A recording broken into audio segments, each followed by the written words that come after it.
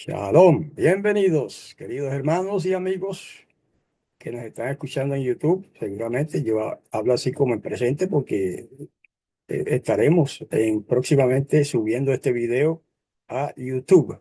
Bienvenidos todos, vamos a iniciar enseguida la lección de hoy. Hoy vamos a continuar con el tema, o sea, con la línea de estudios relativos a lecciones que podemos aprender de las mujeres bíblicas, de las mujeres que aparecen en la Biblia. No son todas, obviamente, no todas son buenas, algunas fueron malitas, pero también hemos aprendido de eso. Ok, vamos a mostrar entonces el documento para iniciar. Ahí está. Ese es el título de hoy. Raquel, siempre hay una mancha negra que veo ahí sobre el título. Raquel y los mártires. Raquel significa cordero. Un poco raro eso, pero eso es lo que dicen los diccionarios. Significa otras cosas también, pero cordero. Más bien significa una persona mansa. Voz fue oída en Ramá, grande llanto y lamento. Raquel que llora a sus hijos y no quiso ser consolada porque perecieron. Eso es una cita de Mateo 2:18, pero es una cita de un profeta.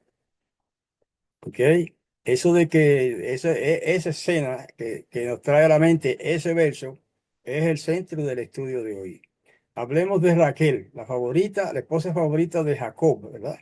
De, de qué dos terribles pecados fue culpable Raquel según los 10 mandamientos. Vamos a ver, en Génesis, capítulo 29, vamos a leer del 9 al 12 y luego el 17. Mientras él aún hablaba con ellos, llegó Raquel con el ganado de su padre, porque ella era la pastora. Cuando Jacob vio a Raquel, hija de Labán, hermano de su madre, con las ovejas de Labán, su tío, llegó Jacob, removió la piedra sobre la boca del pozo y abrevó el ganado de Labán que dirigía a Raquel, hermano de su madre. Y Jacob besó a Raquel y alzó su voz y lloró. Me imagino esa escena de emoción tremenda. Jacob había dicho a Raquel que él era hermano de su padre, hijo de Rebeca, el Jacob. Y ella corrió y dio la noticia a su padre. Los ojos de Lea eran tiernos y Raquel era de lindo semblante y hermoso parecer. Oh, ¿por qué introducen en ese verso a Lea? Porque el personaje principal en este, digamos, en este estudio es Raquel, ¿verdad? En hebreo se dice Rachel, pero pasa al español como Raquel. Entonces, se está hablando de Raquel y de pronto salta el escritor a decir que los ojos de Lea eran tiernos y Raquel era de lindo semblante y hermoso parecer. Para la intención del pasaje es establecer la relación o la semejanza o las diferencias entre esas dos hermanas que eran Rachel y Lea, o Raquel y Lea. Dice que Raquel era hermosa, de lindo semblante y hermoso parecer, mientras que Lea dice que los ojos de Lea eran tiernos. Eso es una traducción un poquito, le hace un favor, ¿sabes? Porque en realidad el texto hebreo lo que indica es que tenía unos ojos, en español se dice adormecidos o dormidos, no sé exactamente cómo se dice en otros sitios, los ojos como caídos, como adormecidos, como la persona que se le baja un poco el párpado por sueño. Parece que esa era el parecer de ella normal, ¿eh? Y por eso la menciona. Y como ambas iban a ser esposas de Jacob en este relato que no hemos llegado ahí todavía, ¿verdad? Pues hace esa comparación desde el principio. Pero obviamente el personaje principal hoy es Rachel. Verso, capítulo 31 verso 19. Labán había ido a propósito, Labán significa blanco, ¿sabes? Pues solamente como dato curioso, ¿verdad? Para que los hermanos vayan aprendiendo el significado de algunos nombres. Labán simplemente significa blanco. Y había ido a trasquilar sus ovejas y Raquel hurtó los ídolos de su padre. Ahí hay un problema. El segundo mandamiento prohíbe que adorar al verdadero Todopoderoso mediante imágenes o figuras. Muchas naciones paganas aseveraban que sus imágenes no eran más que figuras o símbolos mediante los cuales adoraban a la deidad. Pero Yahweh declaró que tal culto es un pecado. El tratar de representar a la divinidad mediante objetos materiales degrada el concepto que el hombre tiene del creador. ¿Se le parece eso a algo hoy día, a alguna situación, alguna religión de hoy día? ¿Verdad? Todos conocen bien la situación, la costumbre de la religión romana, ¿verdad? De tener imágenes. Ellos dicen que no, que a veces se les acusa de que adoran imágenes. Y ellos dicen, nosotros no adoramos las imágenes. Adoramos a Dios, como ellos lo llaman. Y la imagen es un símbolo de Él. ¿Ok? Así era en esta ocasión. En esta ocasión, antiguamente, muchos hacían eso también. Y Yahweh condenó eso, precisamente. ¿Ok? Punto 2. ¿Qué maldición pronunció Jacob, la cual cayó sobre Raquel? ¿Y de qué mentiras fue culpable Raquel? Esto es la parte triste de la historia de Raquel. Génesis 31, 32 a 35. Pero de todos los detalles, positivos o negativos, aprendemos algo. Esa es la idea de estos estudios. En quien halles tus dioses, fíjense que le llamaban dioses a las imágenes, no viva. Hmm. Delante de nuestros hermanos, reconoce lo que yo tenga tuyo y llévatelo. Jacob no sabía que Raquel había hurtado esos ídolos. Entró Labán en la tienda de Jacob, en la tienda de Lea y en la tienda de las dos siervas y no los halló, los ídolos. Salió de la tienda de Lea y entró en la de Raquel. Hmm. Problema. Raquel había puesto los ídolos en la montura de un camello y se había sentado sobre ellos. Muy astuta la muchacha, ¿no? Labán rebuscó toda la tienda de Raquel, al igual que las demás tiendas, y no los halló. Ella dijo a su padre, no se enoje mi señor, que no me pueda levantar ante ti, pues estoy con la costumbre de las mujeres. Y él buscó y no halló los ídolos en ninguna parte. Curioso. Esta muchacha le robó los ídolos a su padre. ¿Acaso ¿cómo se dice? Los ascendientes del pueblo hebreo eran idólatras? Sí, eran idólatras mientras vivían en las naciones. Adoraban ídolos en las naciones fuera de la tierra de Israel, ¿verdad? Eso es parte de lo que se ve aquí en esta historia. Entonces, esta muchacha le roba esos ídolos. No pienso que ella tendría intención de venerar esos ídolos, era por lo mucho que valían. Esos ídolos generalmente los hacían de oro y de plata. Incluso a veces los adornaban con piedras preciosas. Así que ella dijo, bueno, por unas razones que no voy a entrar hoy porque no vamos a hacer la historia completa, ella pensó que su padre le debía eso. Y por eso furtivamente lo agarró esos ídolos y se los llevó para su viaje. Y después, cuando llegó el momento, ella puso esos ídolos, parece que eran figurillas pequeñas, ¿verdad? Eso se acostumbraba, figuritas pequeñas así, no eran ídolos grandes. Y los puso debajo de la montura de su camello. Y por eso el papá, su padre, cuando buscó sus ídolos, no los encontró. Leemos ahora Génesis 35:16. Ahí, ese fue uno de los detalles negativos de Raquel. Mintió, robó, por lo menos esos dos. Génesis 35:16, 19 y 20. Partieron de Betel Y cuando faltaba un poco para llegar a Efratá o Efrata, Raquel dio a luz. Y hubo dificultad en el parto. Así murió Raquel y fue sepultada en el camino de Efrata, que es Belén o Bethlehem. En hebreo se dice ahí Bethlehem, pero yo estoy usando ahora la versión, no la versión israelita nazarena, que restaura todos los nombres, sino la versión Reina Valera reformada, que solamente restaura los nombres sagrados. Entonces,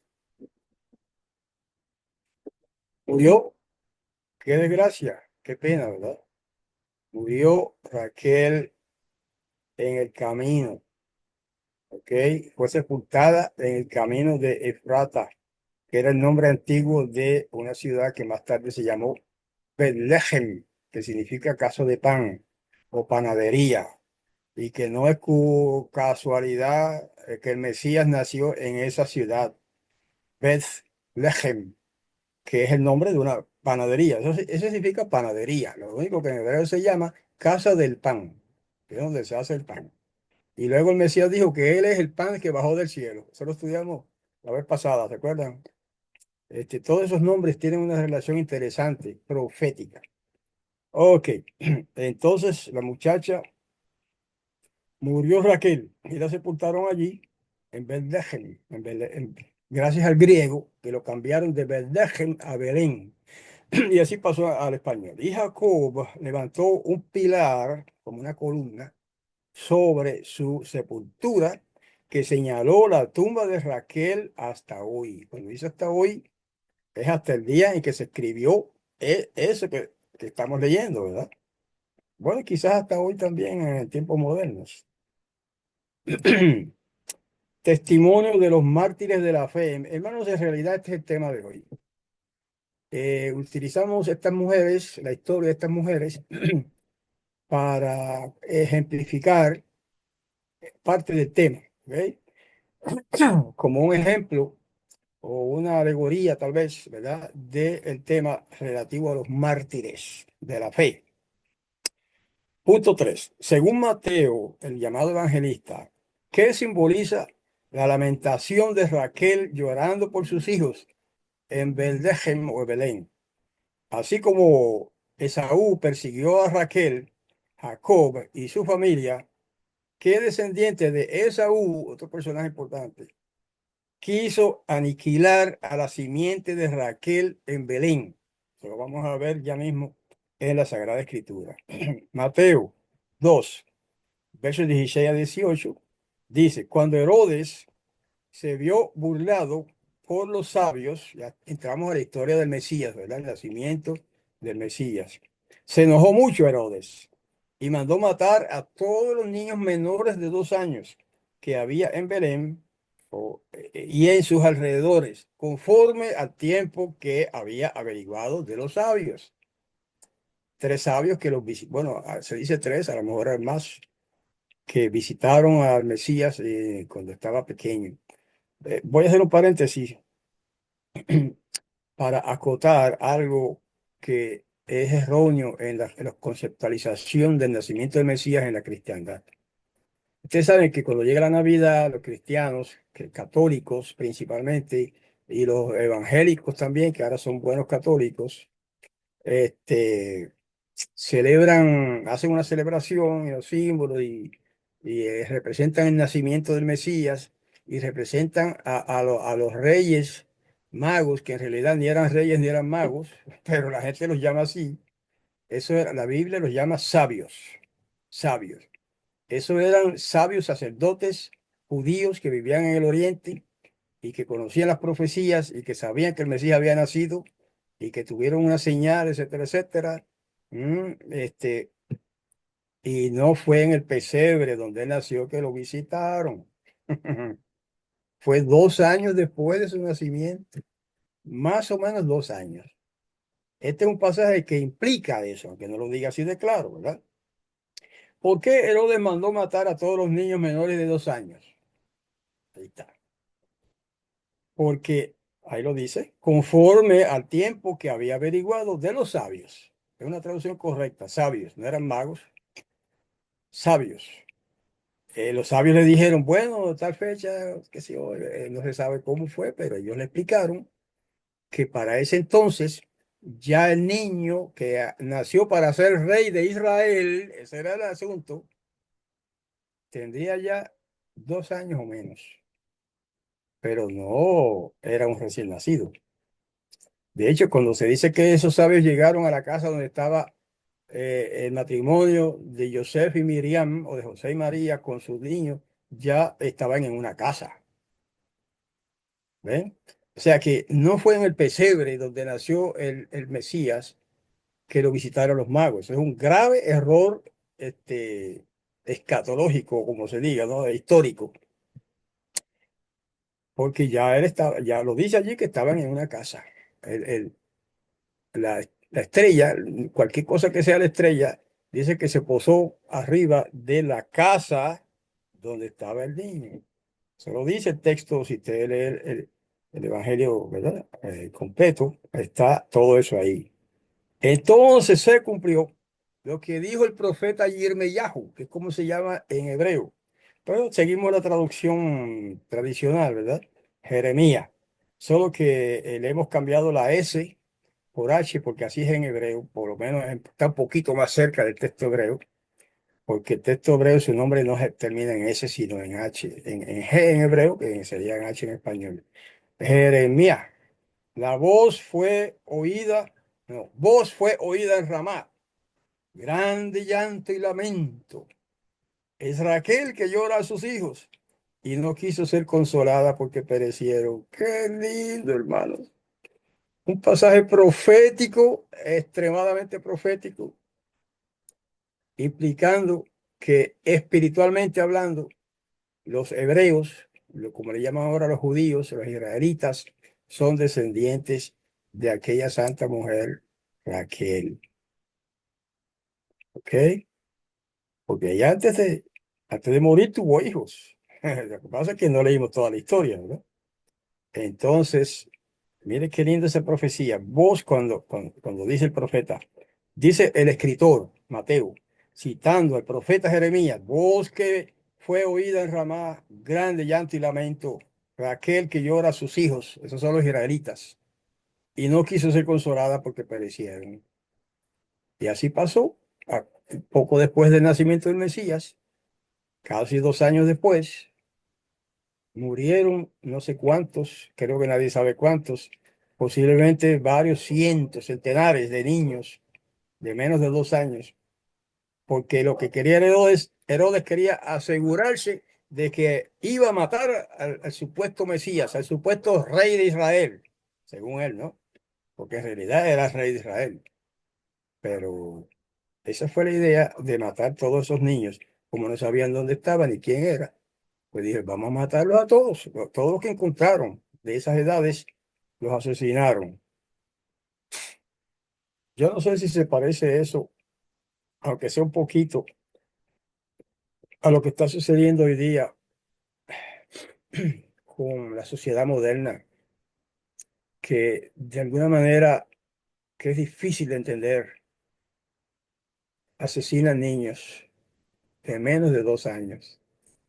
Es más, no de menos de 2 años, de menos de un año, menos de un año. Ni siquiera han nacido. Antes de nacer, los asesinan. Quizás eso no tenga que ver directamente con esto que estamos leyendo, pero sí, creo que sí tiene que ver. En cierto modo, ¿no? De manera por lo menos simbólica. Herodes envió inmediatamente soldados a Belén con órdenes de matar a todos los niños menores de 2 años. Estamos recapitulando. Los tranquilos hogares de la ciudad de David, porque Betlehem o Belén era la ciudad de David, presenciaron aquellas escenas de horror que 6 siglos antes habían sido presentadas al profeta. El profeta vio eso en visión. Fíjese cómo llama ahí o sea, se conoce. Lo que estoy leyendo no es un texto bíblico, es un comentario. Se conoce esa matanza como una algo horrible, ¿verdad? Una escena de horror, asesinando niños pequeñitos. Y asimismo, categorizamos nosotros y muchos otros ciudadanos de nuestra sociedad al asesinato de niños antes de nacer, que en palabras modernas le llaman aborto. Bueno, qué triste, ¿verdad? Pero eso es también un símbolo de lo que viene, que a través de estos personajes que estamos analizando, mujeres todas, va a ocurrir una matanza, no de niños ya, sino de personas adultas y de todas las edades, este, por parte de la bestia y de lo que llaman el antimesías.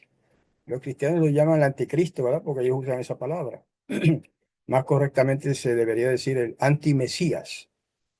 Y ustedes saben de eso, ese no es el tema de hoy. Solamente estoy mencionando ese toquecito, ese puntito, porque tiene cierta relación con los mártires. Muchos en esa persecución futura, no todos, obviamente, no todos los creyentes, pero muchos, quizás algunos, van a ser mártires, van a ser asesinados también. ¿Qué otros, punto cuatro, qué otros hijos espirituales de Raquel enfrentaron el martirio por su fe? En el último tiempo, quienes también serán mártires. Quiero asegurarme de que los hermanos y especialmente las hermanas no se asusten por esto. Eso no es nuevo, ¿verdad? De hecho, en las iglesias cristianas se enseña estas cosas con más crudeza todavía, de las grandes persecuciones que se supone que vengan sobre los creyentes. Bueno, ¿quiénes serán mártires también en ese tiempo? Hebreos 11, 37 y 38 es un relato de los mártires del pasado. Dice, fueron apedreados, algunos aserrados, se cuenta de uno que lo aserraron de arriba abajo así, con una sierra grande, tentados, muertos a espada, hablando de los fieles seguidores de Yahweh que fueron martirizados, anduvieron de acá para allá, cubiertos de pieles de ovejas y cabras por los desiertos, pobres, angustiados. am, Disculpen que se me pasó muy rápido la página. Ok. Fueron apedreados, aserrados, muertos de espada. Ah, anduvieron de acá para allá, cubiertos de pieles de ovejas y cabras, pobres, angustiados, maltratados, hombres de los cuales el mundo no era digno, perdidos por los desiertos, por los montes, por las cuevas y cavernas de la tierra. Esa persecución que se dio, esa matanza, no siempre la matanza, no todos morían, muchos escaparon a los montes y salvaron su vida, pero ahí da un ejemplo de algunos de ellos. Ok, eso se repitió en el siglo I, en una pequeñita escala, cuando 2 años después de nacer el Mesías, ya lo dijimos, después que el Mesías fue llevado al cielo, fue resucitado por el Padre y empezó a corromperse la comunidad mesiánica original, ya llegado el siglo II y siglo III por ahí, cuando Roma imperial gobernaba prácticamente todo el mundo, se repitió esa matanza de creyentes, fieles discípulos del Mesías, que eran arrojados a los leones. Algunos los ponían a pelear con los gladiadores, que obviamente los iban a matar, etcétera. Se repitió. ¿Todos los cristianos murieron? ¿Todos los creyentes murieron? No, obviamente, pero hubo un número de ellos que murió. Digo eso porque a los hermanitos y hermanitas que a veces me expresan que tienen miedo de lo que viene por ahí, de la esperanza, digo, de la persecución que se dice que viene, no hay que tener miedo, hermano. O el Padre Celestial nos protege, o si algunos perdemos la vida, pues eso es un sellamiento, porque están sellados para vida eterna, los que pierden la vida en esa persecución. Revelación 6 9 al 11 dice. Cuando él, el ángel, abrió el quinto sello, Vi debajo del altar las almas de los que habían sido muertos. Recuerda que esto es una visión. No es que las almas están vivas ahí viviendo debajo de un altar. Es un símbolo. Vi debajo del altar las almas, del altar del templo que hay en el cielo, las almas de los que habían sido muertos por la palabra de Elohim y por el testimonio que habían dado. Y clamaban a gran voz: ¿hasta cuándo, Yahweh, santo y verdadero, no juzgas y vengas nuestra sangre de los que moran en la tierra? Entonces le dieron a cada uno un vestido blanco y se les dijo que descansaran un poco más de tiempo hasta que se completara el número de sus consiervos y sus hermanos, que también habían de ser muertos como ellos. Ya eso es una predicción de la persecución grande que viene en los tiempos finales. Hermanos, no tengan miedo, quizás eso no se cumpla en nuestro tiempo, quizás sí, quizás no, ¿verdad? No sabemos. Hay algunos alarmistas por ahí que dicen que eso está ya ahora, ya está empezando. No se preocupe por eso, hermanos. Eso lo han dicho muchas veces en el pasado y han fallado las profecías. ¿Ok? Pero sí, podemos esperar que algunos creyentes van a ser sacrificados, asesinados, ¿verdad? Ejecutados, como fueron algunos creyentes en los tiempos antiguos. Pero no hay que temer, porque el que está con nosotros es mayor, más grande y más poderoso que el que está contra nosotros. Lo dijo así también Pablo en otro pasaje. Revelación 24. Revelación es el libro en griego se llama Apocalipsis y así está en las traducciones españolas. Y vi tronos y se sentaron sobre ellos los que recibieron autoridad para juzgar, o sea, los jueces. Vi las almas de los decapitados por el testimonio de Yahoshua y por la palabra de Yahweh, que no habían adorado a la bestia ni a su imagen, y no habían recibido la marca en su frente ni en su mano. ¿Ok? Ahí está prediciendo que cierto número de personas van a ser, ahí dice decapitado porque esa era la manera de ejecutar a las personas en tiempos antiguos, ¿verdad? Ya eso no se acostumbra, pero sí que implica que van a ser matados, asesinados, algunos. ¿Por qué? Por el testimonio del Mesías y por la palabra de Yahweh, y porque no habían adorado a la bestia y a su imagen. ¿Quién es la bestia? ¿Qué cosa es la bestia? Bueno, no me voy a adelantar a ese tema. El otro día entraremos en los detalles, pero sí puedo adelantar que cuando dice la bestia, eso es un símbolo. Generalmente en las profecías, una bestia, cualquiera que sea, es símbolo de un gobierno. ¿Ok? Así que cuando habla aquí de la bestia, obviamente no es una bestia literal, es un gobierno, un sistema político, pero quizás religioso y político a la vez, perseguidor. Esa es la bestia de que está hablando ahí. Y esa bestia va a exigir adoración. Y los que no se postren ante ella en adoración, pues van a ser eliminados. Eso es lo que está diciendo ahí, ¿verdad? Y se va a identificar esa bestia por una marca en la frente o en la mano. Se supone que la mano derecha. También son cosas simbólicas que explicaremos en un futuro. Hoy no es ese el tema. Las catacumbas en Roma, eso fue ya en el siglo II y siglo III por ahí. Las catacumbas en Roma ofrecieron refugio a millares de creyentes debajo de los cerros, en las afueras de la ciudad de Roma. Se habían cavado a través de tierra y piedras largas galerías subterráneas cuya oscura e intrincada red se extendía leguas más allá de los muros de la ciudad. ¿Te acuerdas que antes mencionamos que esa gente moraba debajo de la tierra y un pasaje que hace alusión a a los que están debajo de la tierra o los que moran debajo de la tierra, que alguna gente interpreta que se refiere a los muertos, nada que ver, son los vivos que vivían debajo de la tierra en aquellos tiempos. En estos retiros, los discípulos del Mesías sepultaban a sus muertos y hallaban hogar cuando se sospechaba de ellos y se los proscribía. ¿Ok? Cuando el dador de la vida despierta despierte en el futuro a los que pelearon la buena batalla. Muchos mártires de la fe del Mesías se levantarán de entre aquellas cavernas tenebrosas, porque allí murieron y allí los dejaron. La encina espiritual es un subtítulo, el madero. Punto 5. ¿Qué otras debilidades vencieron Raquel y su familia? ¿Dónde enterraron sus costumbres paganas y sus pecados? Veamos el simbolismo de ese lugar en la respuesta siguiente, en el pasaje siguiente. Génesis 31 y 14.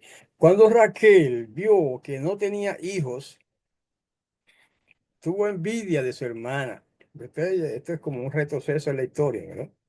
Un día, en el tiempo de la cosecha del trigo, Rubén salió al campo y halló mandrágoras. Mandrágoras es una fruta que se supone que sea, se me escapa la palabra ahora, ¿verdad? Que cita la sexualidad, ¿verdad? O el deseo sexual. Afrodisíaco es la palabra que buscaba. Las mandrágoras es un tipo de fruta que se le atribuyen cualidades afrodisíacas. Pues Rubén trajo un número de mandrágoras, es como decir más o menos una droga, y las trajo a Lea, su madre. Al verlas, Raquel, que era la hermana de Lea, le dijo a Lea, te ruego que me des las mandrágoras de tu hijo, porque ella era estéril, de momento, era una esterilidad parcial. Y por eso viene ese pedido. Ella creía que el comerse esas mandrágoras, pues yo no sé si se usaban como comestible o en algún brebaje, no, eso no lo sé. Quizá algunos de ustedes saben. Pero al utilizar esas mandrágoras, eso le iba a estimular lo que sea que tenía, el problema que tenía, ¿verdad? Para darle hijos a su esposo.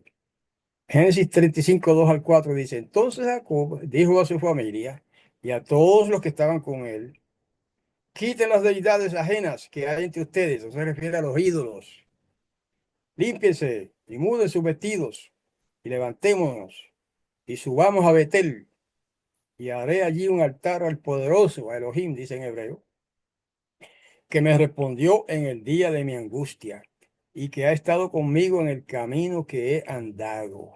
¿Ok? Entonces dieron a Jacob todas las deidades ajenas que tenían. Acuérdense, cuando esas deidades eran ídolos de oro y plata. ¿Ok? Y se la entregaron a Jacob. Y esos ídolos no siempre eran figuras así grandes, así como para tener en una mesita o algo así, no. También eran en forma de pantallas, como se le dice ahora, pendientes o como se le llame, era en forma de sortijas, de brazaletes, de collares, pero no era simplemente collares que usaban como adorno, eran idolátricos, tenían imágenes idolátricas. ¿Ok? Entonces dieron a Jacob todas las deidades ajenas que tenían y los zarcillos que llevaban en sus orejas, y Jacob los enterró debajo de una encina junto a Siquem. O sea que Jacob hizo una revolución ahí, una reforma de su pueblo, de su familia en este caso, ¿verdad? Y enterró todas esas joyas porque eran joyas idolátricas. No quiere decir esto, hermano, que ahí está enseñando que es pecado usar una prenda, una joya, un collar o algo así, ¿verdad? Que es común hoy día. No es por eso que los enterraron, no es porque sea pecado tener un adorno sobre el cuerpo, es porque esos adornos eran imágenes de deidades paganas. Ese es el punto. Por eso las recogió todos y los enterró en una encina junto a Siquem. Gálatas 6:14 dice, pero lejos esté de mí, dice Pablo, gloriarme, sino en el madero de nuestro maestro Yahoshua, el Mesías, porque en el mundo está ejecutado para mí y yo para el mundo. Hermanos, cuando dice gloriarme en el madero, no quiere decir, ahora lo traducen como cruz, ¿verdad? En la iglesia cristiana, por ejemplo, usan la cruz como un símbolo y muchos lo veneran. Incluso yo recuerdo un himno que de niño yo escuchaba cantando en las procesiones que se hacían en la iglesia católica. Salve cruz santa y divina, donde Jesús expiró. Y después dice, este, Cruz, hoy te adoramos. No recuerdo la melodía, pero dice Santa Cruz, hoy te adoramos, también decía. Y los hermanos católicos dicen que ellos no adoran la cruz, pero en sus cánticos sí lo dicen, en algunos de sus cánticos. No sé si todavía lo dicen, ¿verdad? Estoy hablando de un cántico muy antiguo, cuando yo era niño. Bueno, lejos de mí esté gloriarme, sino en el Mesías de nuestro Maestro Yahushua. Cuando el Pablo dice que él se gloría, que en lo que él se gloría es en el madero del Mesías, no está hablando de un símbolo como una cruz o de un símbolo físico de palo. Cuando él dice el madero, se refiere al sacrificio del Mesías, a lo que sucedió en ese madero. Esa era su gloria, al sacrificio expiatorio que hizo el Mesías, con su propio cuerpo. O sea, hicieron otro, ¿verdad? Que lo enclavaron en ese madero. Ese sacrificio es lo que él llama el madero. ¿Ok? No es que vamos a andar con una cruz a cuestas, o aunque sea una cruz así, o que sea así, o que sea un palo solo, como quiera, eso no es lo importante. Es el sacrificio que se hizo encima de ese madero. En eso es que se gloria Shaul, Pablo. Por quien el mundo está ejecutado para mí y yo para el mundo. Eso quiere decir, ya yo no tengo nada que ver con el mundo. Esa es la enseñanza de Pablo en este verso. Ya el mundo no me interesa. Cuando habla dice el mundo aquí, se refiere al sistema mundial corrupto de perversión política, religiosa, económica y de todas maneras. ¿Verdad? No es el planeta, no está hablando del planeta ahí, sino del sistema mundial de corrupción y perversión que impera en casi todas las naciones. Dije casi por darle un respiro, porque a otros que dicen que es en todas las naciones. Punto 6 y penúltimo. ¿Cuál es la esperanza hoy de los hijos espirituales de Raquel? O sea, nosotros los que creemos en el Mesías Yahushua y los que creen en el Mesías en general, ¿verdad? No estoy hablando ahora de nombres, sino los que creen en el Mesías y son fieles a su enseñanza, son hijos espirituales de Raquel, espirituales. Pero ¿cuáles son las condiciones estipuladas? Ok, Jeremías 31, 15 al 17. Así dice Yahweh, se oye una voz en Ramá, lamento y amargo llanto. Ya lo leímos ahorita. Raquel que llora a sus hijos y no quiso ser consolada porque perecieron. Así dice Yahweh, reprime tu voz del llanto y tus ojos de lágrimas, porque recompensa hay para tu obra, dice Yahweh. Qué lindo, qué lindo.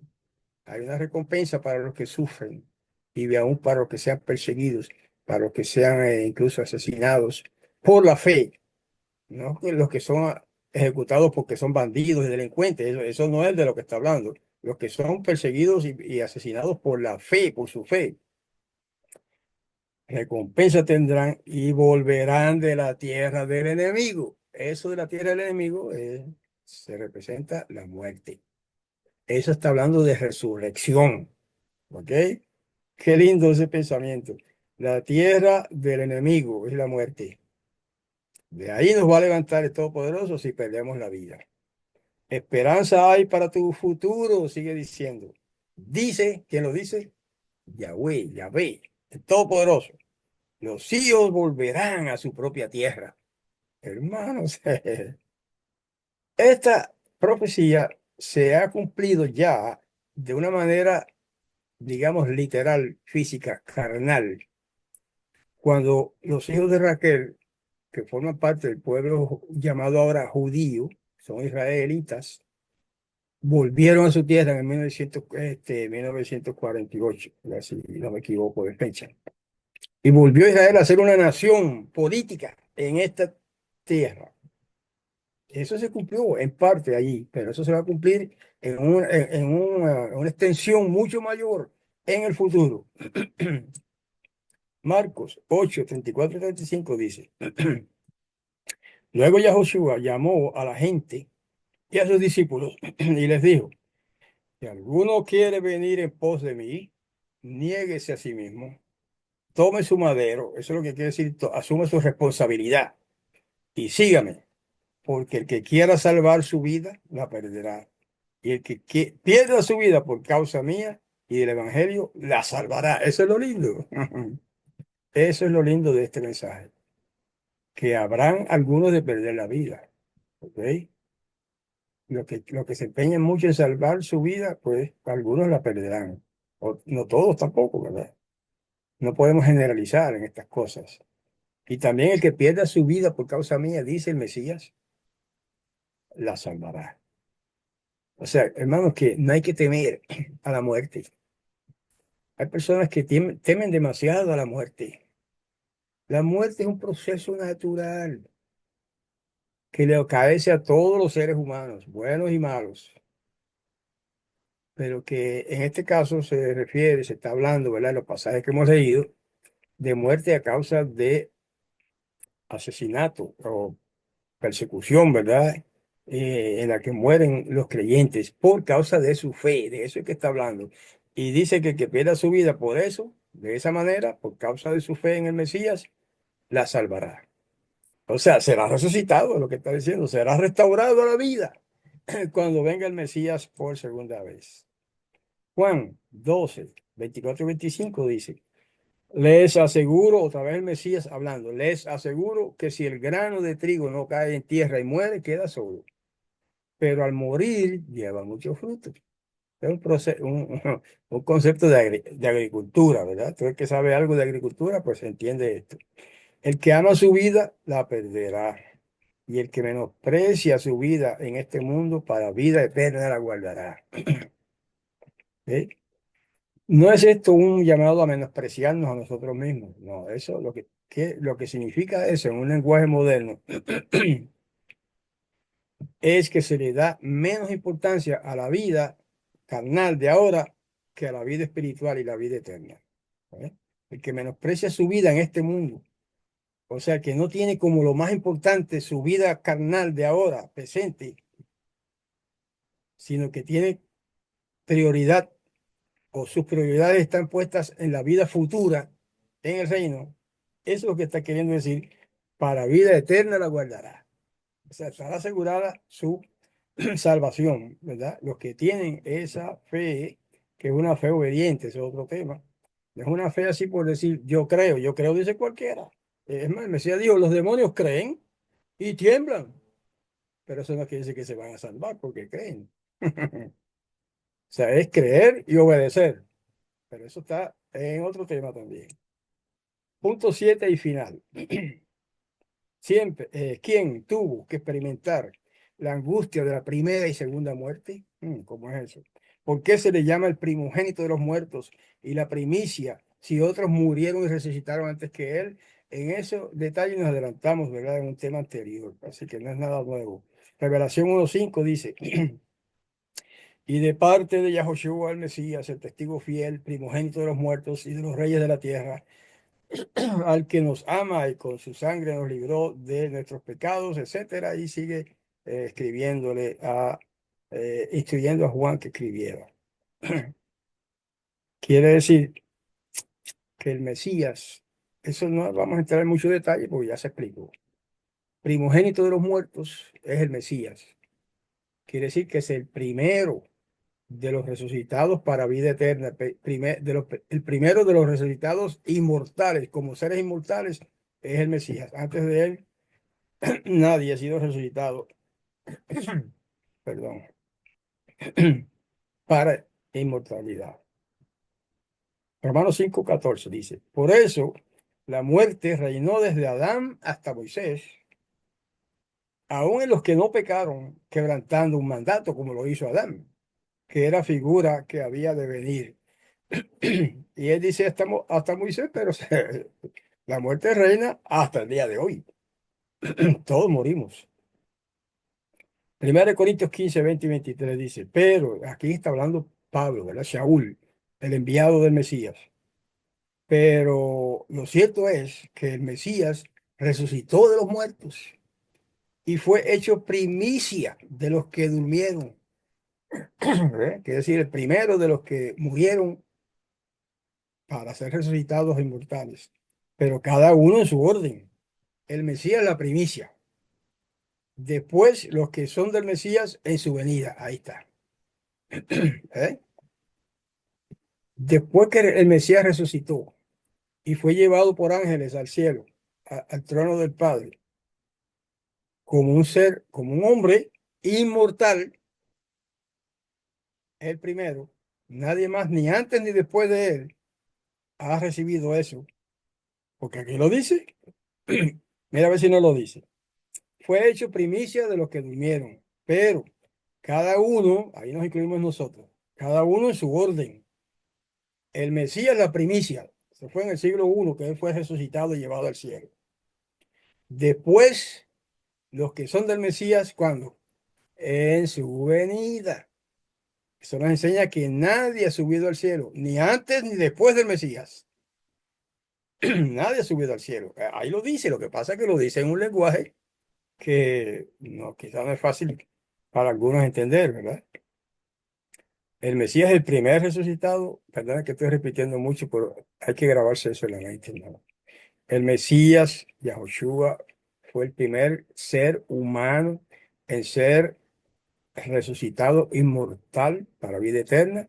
Y después de eso, los que son suyos van a ser resucitados también inmortales, pero no es ahora. ¿Es cuando? En su venida. Ahí está. Nada más con el testigo. Hebreos 2 9 y 14 dice, pero Yahushua, que por un momento fue hecho un poco menor que los ángeles, eso fue cuando se hizo hombre, fue hecho un poco menor que los ángeles. Lo vemos coronado de gloria y de honra por haber padecido la muerte, para que por la gracia de Yahweh experimentara la muerte en beneficio de todos nosotros. Y el verso 14, así por cuanto los hijos participaron de carne y sangre, él también participó de lo mismo para destruir por su muerte al que tenía dominio de la muerte, a saber, el diablo.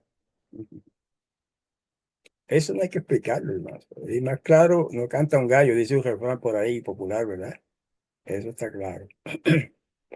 Yo espero, ¿verdad?, que todos lo capten. El Mesías fue la primicia de los que duermen en la muerte, porque el primer, ahí hay un errorcito, después yo lo arreglo, porque el primer hombre en ser resucitado para inmortalidad fue él. Para la gloria del Padre, el príncipe de la vida debía ser la primicia, el primero en todo, la realidad de lo que en la Torá se había presentado o representado en símbolo por la ofrenda mecida. ¿Qué quiere decir? En el templo, primero en el santuario de Tela y luego en el templo también de Salomón, había una ofrenda especial que se hacía en una ocasión especial, que el sacerdote agarraba la ofrenda, ¿verdad? Era de animales, un animalito muerto, desangrado, faenado de una manera correcta, según manda la Torá, y hacían, agarraban esa ofrenda y la mecían así, hacia arriba, de abajo hacia arriba. Se llama la ofrenda mecida. En la Torá, eso está, eso es elemental, eso está en los libros de Moisés. Esa ofrenda mecida era símbolo del Mesías. Por eso la mecían así, de abajo para arriba, como que dice, ofreciéndosela al Padre que está arriba. Pero también simboliza la resurrección. También simboliza la resurrección del Mesías y su viaje al cielo, ¿verdad? Que los ángeles lo llevaron al cielo. Y también representa a la larga lo mismo de los discípulos del Mesías cuando sean resucitados y elevados, no necesariamente para ser llevados al cielo, pero para ser, porque Pablo lo explica, lo que voy a decir ahora, para ser llevados a una altura de las nubes, a la altura de las nubes, para encontrarse con el Mesías ahí que viene bajando del cielo. Y entonces de ahí en adelante viajan hacia Jerusalén, donde el Mesías se sentará en el trono de David. Es otro tema, pero para cuadrar, ¿verdad? Toda la experiencia de lo que estamos describiendo, pues se encuentra en las nubes. Ahí sucede lo que llama la Biblia la boda del Cordero, que es la unión del Cordero con su asamblea, con su congregación. Entonces bajan y en Mateo 25:31 está eso, en el 21 en adelante, léalo. Mateo 25:31 en adelante. se sienta en el trono de David, que fue lo que le prometió el padre, un ángel, en el nombre del Padre, le prometió a Miriam, le dijo que su hijo se iba a sentar en el trono de David, y eso es lo que él va a hacer. Cuando regrese, se va a sentar en el trono de David para gobernar a las naciones. Y el trono de David está en Jerusalén. Bueno, hasta ahí el resumen, ¿verdad? De ese detalle, de esa historia, vamos a decir, porque si fuéramos a describir y explicar todo de una vez, es imposible y además no es práctico.